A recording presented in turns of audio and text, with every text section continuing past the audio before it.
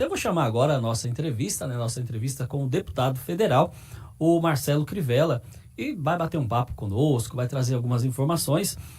Bom dia, deputado, seja bem-vindo mais uma vez aqui à programação da Nova Difusora, né? A gente que tem um carinho pelo Marcelo Crivella, né? Cada um aqui tem uma lembrança do Marcelo. Eu tenho uma lembrança que sempre gostei de televisão, e eu assistia ao Cidade Alerta, e nos intervalos, era 6 horas, né? 18 horas entrava o Marcelo Crivella, os ouvintes mandavam cartas, né, pedindo de oração. O Brasil atravessava um momento difícil, e naquela época o Marcelo Crivella, ele falava: o Brasil precisa orar, o Brasil precisa orar. E aquele momento foi uma época que para nós, né, eu que era ouvinte, que sempre fui muito próximo de Deus, né, sempre gostei de buscar o caminho de Deus através da oração, e aquilo ali para mim era muito importante. E aí o Marcelo Crivella ficou conhecido nacionalmente, tendo sido deputado, senador, prefeito do Rio de Janeiro. Nós vamos bater um papo com o Marcelo. Bom dia, senador. Bom dia, Júnior. Muito obrigado por você ter assistido O Brasil Precisa Orar e ter orado comigo tantas vezes, ser meu parceiro nas lutas que enfrentamos. Aquela fazenda Nova Canaã, na Bahia, é um colosso. Até hoje, 700 crianças têm uma vida diferente, desde aquele tempo, quando nós trabalhamos juntos naquela oração, Júnior. Muito obrigado por você me receber aqui na Nova Difusora. Bom, deputado, nós vamos falar sobre vários assuntos. Entre esses assuntos, eu queria que o senhor começasse falando sobre a PEC 5/2023, né, 5/2023, e de que forma essa PEC beneficia os nossos irmãos, beneficia os templos religiosos. Ô, Júnior, vamos pensar no seguinte: a Constituição brasileira, ela fala sobre imunidade dos templos religiosos, mas isso não ocorre na prática. O governo arrecada impostos sobre 3 fontes: sobre a renda, sobre o consumo de bens e de serviços e sobre o patrimônio. Quem tem veículo paga IPVA, quem tem casa paga IPTU. Pois bem, com relação à renda, é verdade, as igrejas têm imunidade. Nenhum padre, nenhum pastor, nenhum líder espírita é obrigado a declarar na Receita Federal quanto foi o dízimo, a oferta do culto das 10, da missa das 10. Ele põe o dinheiro na conta da igreja, vai pagar a despesa e acabou. Com relação ao patrimônio, nós verificamos, lá em 2015, quando era senador, de que só tinham imunidade os templos próprios. Eu fui à Receita Federal e verifiquei que existem mais de 150 mil igrejas no Brasil, Júnior Berilo. A grande maioria são alugadas. A minha, por exemplo, Igreja Universal, nós somos 8 mil templos no Brasil, 7 mil são alugados. 1.000 são próprios. Pois bem, então eu propus a emenda constitucional que, depois de 7 anos, foi promulgada, a 116. O que ela diz? Imunidade dos templos religiosos em imóveis próprios ou alugados. Então, Júnior, a notícia que eu queria dar para o nosso povo de São Paulo que está nos assistindo: por favor, fale com o seu pastor, fale com o seu padre. Ano passado, essa emenda, como foi promulgada em fevereiro e o IPTU é cobrado em 1º de janeiro, ela não teve efeito, ela ficou adormecida. Mas esse ano, aonde a igreja for inquilina, não cabe IPTU. Pode ser um terreno ao lado do templo que o pastor ou o padre alugou para estacionamento, pode ser a casa onde mora o padre, que a igreja alugou, pode ser uma creche, um asilo, um orfanato, uma loja no shopping para vender Bíblia. Aonde a igreja for inquilina, não existe IPTU. Imunidade é diferente de isenção. Isenção é por um período, imunidade é para sempre, o imposto não existe. Então, se as igrejas pagarem, eu tenho certeza que pagaram em 2023, porque não sabem da lei, é só ir na prefeitura com uma cópia da emenda 116 e pegar de volta o IPTU, foi pagamento indevido. Se tiver qualquer problema, basta procurar o Ministério Público. Precisa contratar advogado. Vai no Ministério Público, o promotor, a promotora, eles são os fiscais da lei, eles vão notificar a prefeitura, tem sido assim no Brasil todo, e a prefeitura vai devolver o dinheiro da igreja de 2023 e não vai cobrar mais. Então, esse foi o primeiro momento em que nós trabalhamos em favor das igrejas com a emenda constitucional 116 já promulgada. Agora, o Júnior Berilo me pergunta sobre a PEC 5. A PEC 5 é exatamente para concluir o trabalho. Nós falamos que sobre a renda não temos problema. Sobre o patrimônio, já corrigimos, próprio ou alugado. Ficou faltando o consumo. Então, o que é que a PEC 5 fala? E a PEC 5 já foi aprovada na Câmara dos Deputados, na Comissão de Constituição e Justiça, com 39 votos a favor e só um contra. O que ela diz, Júnior? Que quando a igreja for construir o seu templo, quando a igreja for fazer a sua atividade e quando a igreja for prestar serviço, tudo que ela consumir de bens e de serviços precisam estar abrigados na imunidade, não pode ter imposto. Vai construir saco de cimento, areia, pedra, tijolo, aço, a porta, janela, piso, não importa. Ela paga o cimento, mas não paga o imposto. Vai contratar pedreiro, carpinteiro, servente, eletricista, bombeiro, engenheiro, paga o pedreiro, mas não paga o imposto. Na atividade, no culto, microfone, caixa de som, púlpito, cadeira, ela paga o microfone, não paga o imposto. Os instrumentos, paga o órgão, paga a guitarra, paga a bateria, não paga o instrumento. Finalmente, quando ela for prestar serviço à creche, o asilo, o orfanato, o convento, a escola, ela paga o bem, contrata o serviço, mas não paga os impostos. Aí, finalmente, Júnior, nós teremos, na prática, valendo o que todas as constituições, desde a de 1946, prescrevem e nunca foi cumprido, que é a imunidade dos templos religiosos, católico, espírita, evangélico, pode ser uma sinagoga judaica, pode ser uma mesquita muçulmana, pode ser um templo budista. Aí sim vai estar valendo a imunidade. Perfeito, né? Isso é importante, e o mais importante é trazer essas informações, né? Porque realmente são informações que muitas vezes o ouvinte, o pastor, o padre não tem essas informações, e quando essa informação chega na ponta, a gente cumpre o nosso papel, né? Cumpre a nossa missão como veículo de comunicação de informar e de prestar um serviço. O senhor já foi aí, todo mundo conhece, né? O Marcelo Crivella, que foi ministro, senador, prefeito lá no Rio de Janeiro. Hoje o senhor está como deputado federal. E qual o balanço que o senhor faz desse primeiro ano, né? Desses meses aí dessa legislatura, e qual a sua perspectiva para os próximos anos em Brasília? Ô, Júnior, o primeiro ano, o início da nossa legislatura foi complicado porque os bolsonaristas iam para o plenário, eu digo os mais radicais, e chamavam os lulistas de corruptos. Os lulistas vinham para o plenário e chamavam os bolsonaristas de fascistas, de genocidas. E assim a gente não votava nada. O melhor remédio é o tempo. O tempo foi esfriando as coisas e nós conseguimos, por exemplo, votar a reforma tributária. A reforma tributária não mexeu na renda, não mexeu no patrimônio, mas na questão do consumo fez uma coisa importante. Porque o que acontece? A gente tem 5.700 municípios no Brasil, cada um tinha uma legislação de ISS, Imposto sobre Serviço. Nós temos 27 estados, cada um tinha uma legislação de ICMS, Circulação de Mercadoria. Agora, nós vamos ter um imposto só, o IVA. Isso vai facilitar muito para as nossas empresas, para o nosso comércio, que fosse expandir pelo Brasil. Antes você precisava ter um contador e um advogado em cada município, em cada estado. Agora não, é uma legislação só. E uma coisa importante também, pela primeira vez, os nossos irmãos paulistas aceitaram que o imposto, esse novo, sobre serviço e também sobre circulação de mercadoria, seja cobrado não na origem, mas no destino. Como São Paulo é o maior estado do Brasil, ele é o maior produtor de tudo. Então, em São Paulo, nós temos as fábricas, os empregos gerados pelas fábricas, o lucro que esses produtos davam e também os impostos que eles geravam. Ficava tudo em São Paulo. Agora não. Agora, o produto que for produzido em São Paulo, mas consumido lá no Rio Grande do Norte, lá no Amazonas, lá no Maranhão, o imposto vai ficar lá. Com isso, nós vamos diminuir a desigualdade. É bem verdade também que São Paulo é o maior consumidor de tudo que se produz no Brasil. E, portanto, esses produtos agora que São Paulo importa de todo o resto do Brasil, o imposto vai ficar em São Paulo.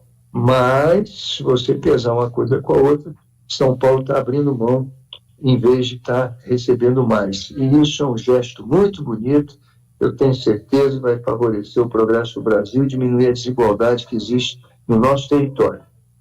Em relação ao próximo ano, né? 2024 é mais um ano de eleição, né? Nós teremos eleições municipais, né? Prefeitos, os vereadores. O senhor hoje está em Brasília, né? Está como deputado federal. O senhor pretende seguir como deputado ou há possibilidade? O Rio de Janeiro pede, né? É um pedido muito grande da população do Rio pela volta do Marcelo Crivella. O senhor pretende concorrer à prefeitura do ano que vem, lá pelo Rio de Janeiro? Tem algum plano nesse sentido? Olha, a política muda muito, mas nesse momento eu não tenho, não. Eu gostaria de trabalhar pelas igrejas do Brasil. Sabe, Júnior, uma coisa que eu aprendi nesses meus 65 anos de idade é que uma criança, quando aprende sobre Deus, sobre Jesus, mas também sobre o inferno, sobre o fogo que não apaga, sobre o diabo, ela cresce com limites. Por isso Jesus disse: deixai vir a mim os pequeninos, porque desses que vêm, é o reino de Deus, é o reino dos céus. Essas crianças, esses seres humanos que aprendem quando são crianças, eles passam a ter limites na vida. E eu digo a você, a gente precisa fortalecer nossas igrejas. As igrejas precisam ser fortes na internet, no rádio, na televisão, no cinema, na música. Elas precisam atrair, cada igreja devia ter um campinho de futebol, elas precisam atrair nossos jovens, nossos meninos. Por quê? Porque quando eles aprendem na infância de 0 a 6 anos, pode ter certeza, eles vão errar, todos nós somos pecadores, mas eles terão limites. É impressionante, você vê lá na guerra de Israel, do Oriente Médio, o Hamas ensina as crianças. São meninos que vão aprender a ser terroristas, explodirem bomba no corpo. Eu fico muito preocupado que, no Brasil, as igrejas estejam fechando ao invés de estarem abrindo. Depois da crise do Covid, foi muito difícil para as igrejas. E digo ao senhor, se o governo arrancar o dinheiro do altar, ele vai ter que construir presídio, ele vai ter que construir hospital, que vai ser tiroteio para todo lado. Pode ter certeza. Quando a pessoa aprende depois de velha, não tem problema, ela vai para o céu também. O ladrão na cruz se arrependeu no último minuto. Mas ele parou na cruz. Ele terminou na cruz, ele fez besteira a vida inteira. De tal maneira que eu gostaria muito que nesse meu mandato eu pudesse ver essa PEC 5 promulgada no Congresso Nacional. Nós estamos aqui na Câmara, depois ela vai para o Senado. Eu trabalhei 2 mandatos lá no Senado, conheço muita gente, espero e tenho certeza que ela será aprovada também. Mas nós vamos deixar um legado no nosso país. A nossa geração vai deixar um legado, ou seja, vai tirar o peso dos tributos das igrejas para que elas possam, quem sabe, fazer escolas, fazerem creche. Cada igreja tem uma creche, cuidar das crianças. Muitas vezes o pai sai para trabalhar, a mãe sai para trabalhar, a criança fica na comunidade, às vezes convivendo com jovens que também não tiveram boa informação, que tem violência, enfim, acaba a gente tendo essa tragédia que hoje existe no Brasil. Eu fui prefeito da cidade do Rio de Janeiro, lá são mais de 1.000 comunidades dominadas pelo narcotráfico. A única instituição que está lá dentro são as igrejas. O pai do traficante, a mãe, ora por ele na igreja. Se essa igreja puder comprar instrumentos, se essa igreja puder ampliar a sua atividade, e como é que nós vamos fazer isso? Vamos tirar os impostos, vamos facilitar para que essas igrejas cresçam e possam prestar um grande serviço ao nosso país. Hoje, meu querido Júnior Berilo, que orava comigo ao pé da cruz, lá com o da tenda, é a minha esperança. Eu sei que um dia nós vamos partir, um dia nós vamos, como foram nossos pais, nossos avós, mas eu espero que a nossa geração deixe um legado para os futuros, que seria a imunidade efetiva dos templos religiosos, para que eles cresçam no Brasil e possam, sobretudo e principalmente, cumprir aquela palavra que Jesus disse: deixai vir a mim os pequeninos, que as crianças encontrem nas igrejas o caminho da fé, da esperança e do temor. Tem um limite a vida toda. O senhor tocou num tema que é muito importante, que eu acompanho e admiro, que é o trabalho que as igrejas fazem, né? O trabalho social. A Igreja Universal, a Igreja da Graça, várias igrejas, várias denominações, né? A placa, pouco importa, o que importa é o trabalho. A gente vê hoje nos presídios as igrejas, o resultado que dá as igrejas dentro dos presídios. Uma Bíblia que uma igreja entrega para um presidiário, quando ele tem conhecimento da palavra, quando ele começa a ler aquilo, muitas vezes ele lê um versículo e aquele versículo muda a vida dele, muda a vida da família. A mãe está aqui fora orando, e quando a igreja entra a igreja entra no presídio e desenvolve esse trabalho social, muda, transforma a sociedade. Então, a sociedade precisa cada vez mais abrir os olhos para isso, né? Verificar a eficiência desse trabalho, porque é algo que a gente... é o poder da fé, né? É o poder de Deus, né? Deus, ele age e age muito. Quantos casos? Nós temos dezenas, centenas, milhares de casos de pessoas que se recuperaram por conta desses trabalhos que são realizados dentro dos presídios. E se tivessem aprendido quando era criança, pode ter certeza que não estariam no presídio. É que nós vivemos, a nossa geração, num momento complicado, porque a economia cresceu muito, a mulher teve que sair de casa para trabalhar, o pai também para trabalhar, e a criança muitas vezes ficou entregue aos, vamos dizer assim, aos amigos, esperando a mãe chegar, o pai chegar, indo jogar bola aqui e ali, mas sem ter, eu diria a você, aquela formação do temor de Deus, do pai, da mãe, ou de um pastor, uma pessoa que pudesse... Sabe, Júnior, quando a gente fala a verdade, há uma frequência diferente. As músicas têm uma frequência prazerosa. No campo de futebol, as torcidas têm uma frequência de entusiasmo. Na guerra existem frequências de pujança, de enfrentamento, de vida ou morte.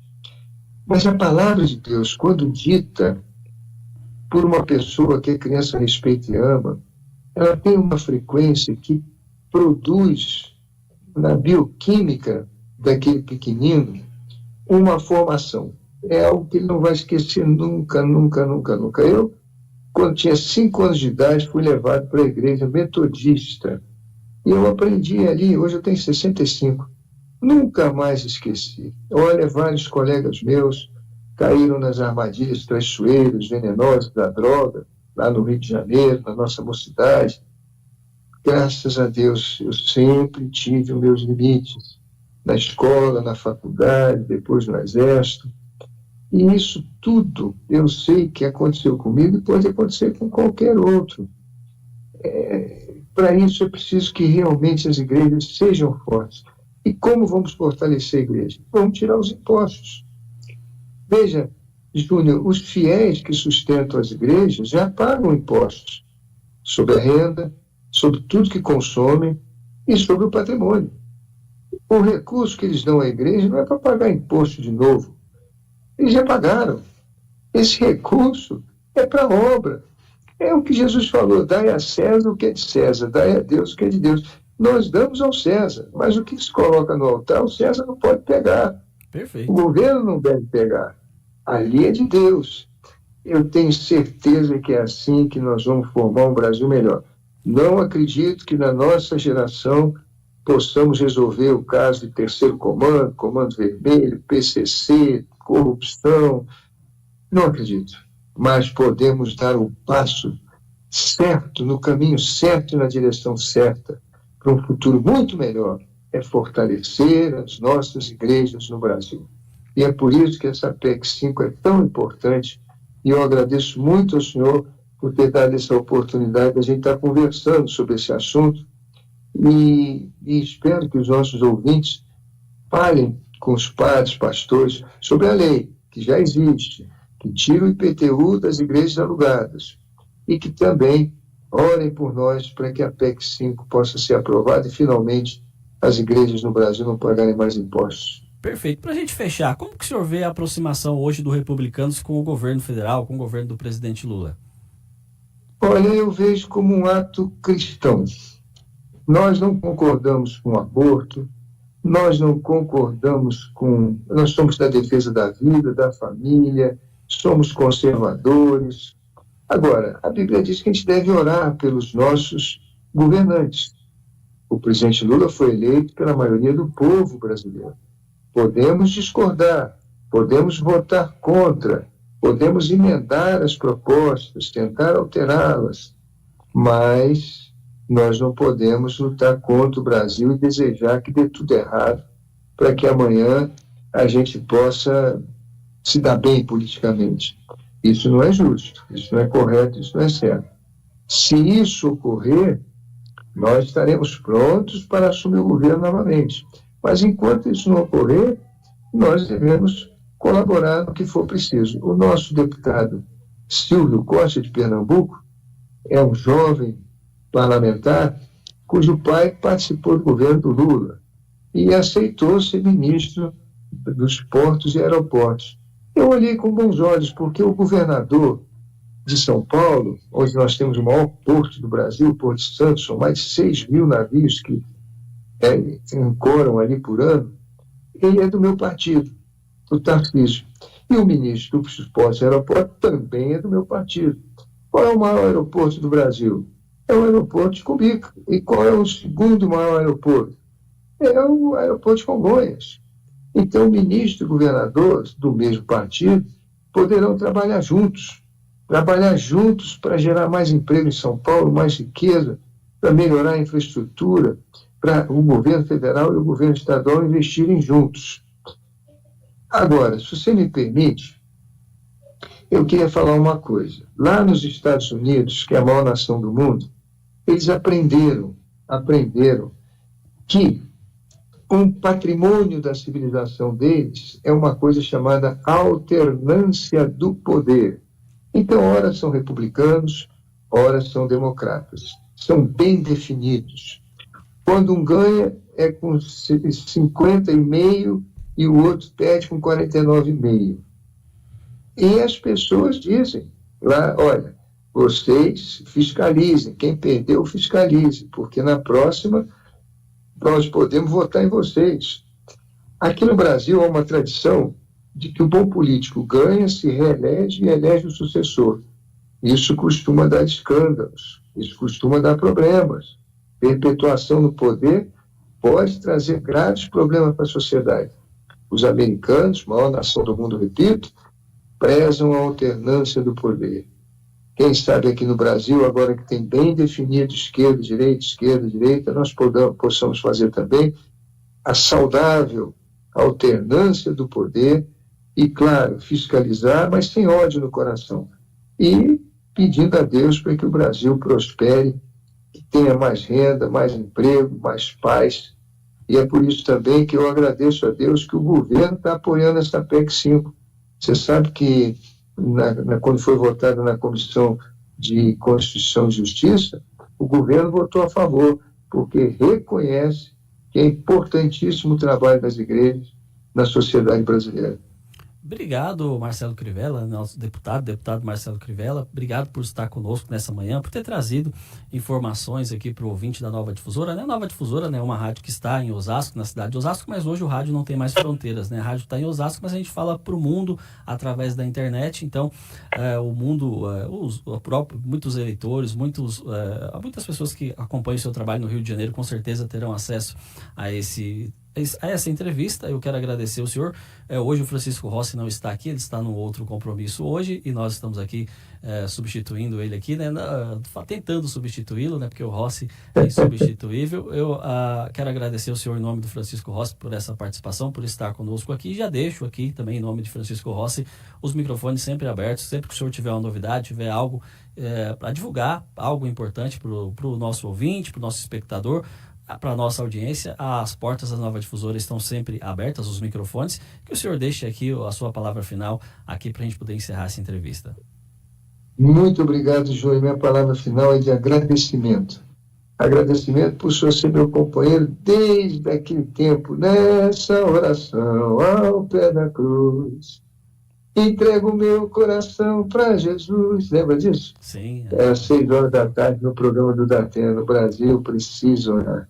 E eu e o senhor continuamos na mesma luta, no mesmo caminho, pedindo ao nosso Deus, bondoso Deus, que nos ensine a encontrar nesses horizontes sem fim da esperança dessa terra tão linda que Ele nos deu, o caminho, a perspectiva gloriosa do nosso destino, que é ser um país de progresso, de paz, de muito emprego, um país que possa levar ao mundo alimentos, energia, saúde, remédios, enfim, educação. E a gente não pode fazer isso sem fé no coração e sem o amor e a presença de Deus.